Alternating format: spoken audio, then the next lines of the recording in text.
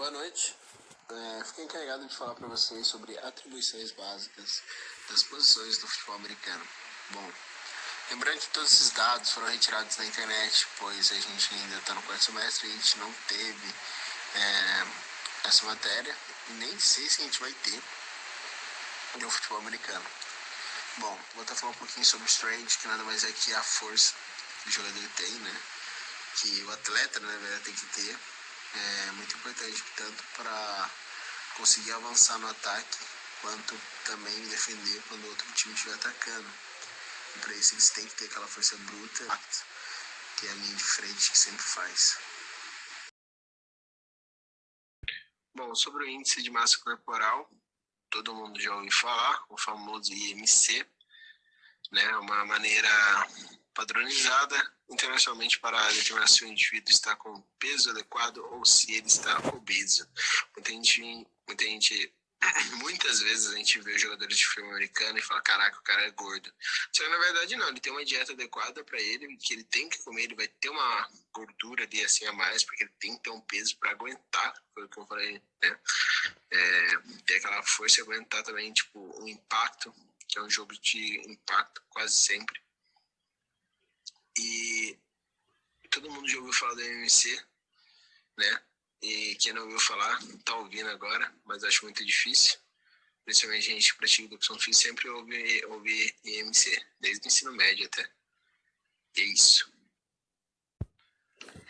Boa noite, pessoal. Aqui é a Camila e eu vou falar para vocês um pouco do teste, né, na verdade, do protocolo que avalia o pico de velocidade e crescimento, que é o famoso PVC. Esse termo, né, de estirão de crescimento é utilizado para identificar o período de crescimento em que ocorre a maior velocidade no aumento da estatura e outros segmentos corporais, somáticos. E ocorre em momentos diferentes, tá bom? Para meninos e para meninas. A importância e relevância da utilização desse nível maturacional na avaliação de jovens esportistas encontra-se nas informações, né, que podem nos auxiliar, né, nós enquanto treinadores e técnicos, como na distribuição e também no controle nas cargas de treinamento. E ainda permitir, né, a identificação do efeito desse treinamento. Esse teste, ele permite determinar o status da maturação somática a partir da identificação em distâncias em anos, né, em que o indivíduo encontra-se em relação ao pico de velocidade em crescimento. Então, ele vai dar essa informação para a gente. Qual vai ser o período em anos em que o indivíduo, né, a criança, adolescente, se encontra desse pico de velocidade de crescimento. E como que funciona, né? Utilizando a interação entre a idade e as variáveis do corpo, a gente vai usar a equação de Merrill. E aí ela tem duas fórmulas para meninos e meninas, tá bom? É um pouquinho diferente. E esse cálculo compõe o comprimento da perna vezes a altura sentado, menos a idade e vezes o comprimento da perna, tá bom? E aí faz a junção ainda do peso e altura. Então, a gente recolhe essas informações e acrescenta na fórmula, tá bom? A gente pensou, né, em fazer esse teste, que ele é muito importante, na faixa etária ali dos 9 aos 10 anos, porque ele tem uma fácil aplicabilidade. Então, a gente não usa pouco material, né? Não tem muito trabalho, só recolhendo mesmo esses dados dos nossos alunos, que são bem simples, né? E a gente consegue desenvolver esse teste de maneira bem eficiente. Agora, mudando o slide, falando no nosso teste de potência, a gente escolheu o salto vertical. E como que funciona esse procedimento, né? A gente precisa recolher as medidas necessárias, né, do avaliado, necessárias para o decorrer do teste, que são o peso em quilogramas, a estatura e altura total em centímetros, tá bom? E qual que é a metodologia do teste? Bom, o aluno vai se posicionar e ele vai ficar ao lado da fita métrica, com as mãos na cintura, fazendo um movimento de agachamento. E, se possível, né, ele vai se impulsionar para cima e encostar o ponto mais alto possível que ele conseguir, tá bom? Então, ele vai fazer um salto vertical. Vai dar uma impulsionada, fazendo agachamento, e aí a gente vai demarcar onde que ele conseguiu encostar. Nos resultados, é justamente isso que a gente vai identificar. A altura do salto é verificada pela diferença entre a altura alcançada pela altura total do avaliado. E é possível identificar a potência. Com esse teste, a gente vai identificar a potência em watts, não só a potência em watts, mas também o índice de eficiência do salto, que tem uma tabelinha aqui do Fernandes Filho, que a gente conseguiu encontrar. Então, a gente pode calcular a potência fazendo essa fórmula que está aqui enunciada no slide, como também avaliar, né, o desempenho, a eficiência do salto com essa outra tabelinha que está do lado direito.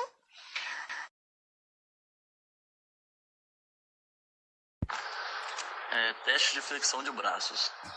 No teste, os braços devem estar totalmente estendidos na linha da largura dos ombros, com o aluno na posição decúbito ventral, e na execução, o peito do aluno deve tocar o solo e os braços se estenderem totalmente. A cada movimento, o mesmo deve fazer os movimentos com o profissional ao lado, contando os números das repetições. E uma observação é que as mulheres devem flexionar o joelho e em um ângulo reto. A cintura não deve tocar o solo. E quando o aluno terminar o exercício, vamos analisar a tabela, como foi seu desempenho e em qual nível o mesmo está, seguindo a tabela do método Pollock e Wilmore. Boa noite, pessoal. Aqui a gente vai ver o teste de agilidade de Semo. Então, qual que é os equipamentos que nós vamos usar nesse teste? Bom, para o teste é necessário uma área de 3,60 por 5,80 metros, 4 cones dispostos nos cantos do retângulo e um cronômetro. E qual que é o nosso objetivo? O nosso objetivo é medir a agilidade geral do corpo, movendo-se para frente e para trás lateralmente. Os pontos adicionais. O testando não pode cruzar os membros inferiores durante a corrida lateral. Então, quando ele estiver correndo lateral, para um lado, para o outro, para frente e para trás, é importante que ele não cruze os pés, os membros inferiores. E na corrida de costas, o testando deve permanecer assim até cruzar pelo cone. E são dadas tantas tentativas quanto necessárias para que o testando execute o teste dentro do padrão estabelecido. Então, por exemplo, eu vou dar 4 tentativas para ele em tal tempo, vamos colocar 4 tentativas em 1 minuto. Ele vai ter que fazer essas 4 tentativas em 1 minuto sem cruzar os pés. E é dada a cada testando uma tentativa de prática para familiarização com o teste. E aqui nas direções, como que é? O testando, ele inicia o teste na posição em pé, atrás da linha de partida, de costas para o cone A. Ao ser dado o comando vai, que é o comando, ele desloca-se lateralmente até o cone B, passando por fora do cone, e corre de costas até o cone D, dando a volta por dentro desse. A costas até o cone C, passando por dentro.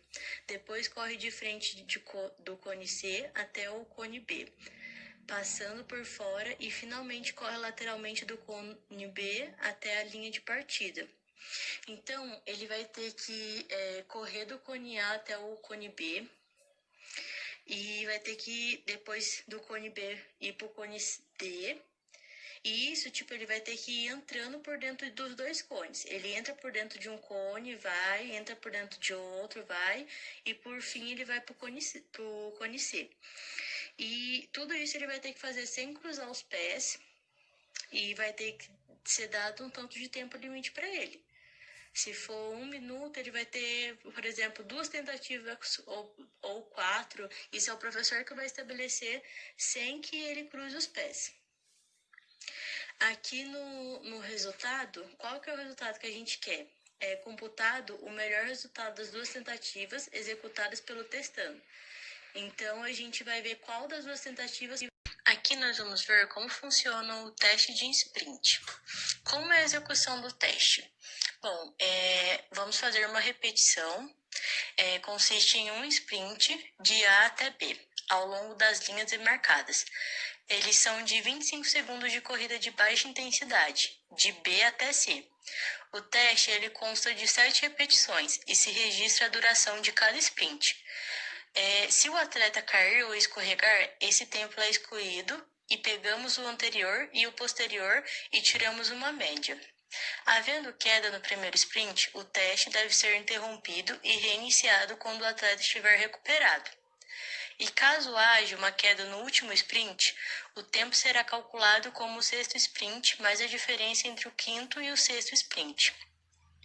Ocorrendo mais de uma queda, o teste ele será invalidado.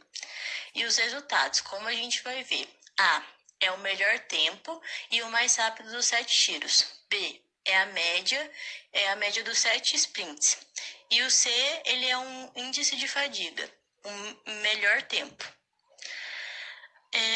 O IF, que é o índice de fadiga, ele vai indicar que aquele atleta está com uma má capacidade de recuperação após o sprint. Então, portanto, esse F, que é o índice de fadiga, ele vai indicar como o atleta ele é afetado, como afeta o rendimento do atleta após as repetições do sprint de exercícios de alta intensidade na partida. Quanto menor essa diferença, melhor a capacidade de suportar a sucessão de sprint. Ou seja, quanto menor o índice de fadiga, melhor o atleta está mais condicionado e melhor para ele. Ele vai suportar mais exercícios de alta intensidade, ele vai durar mais nas partidas.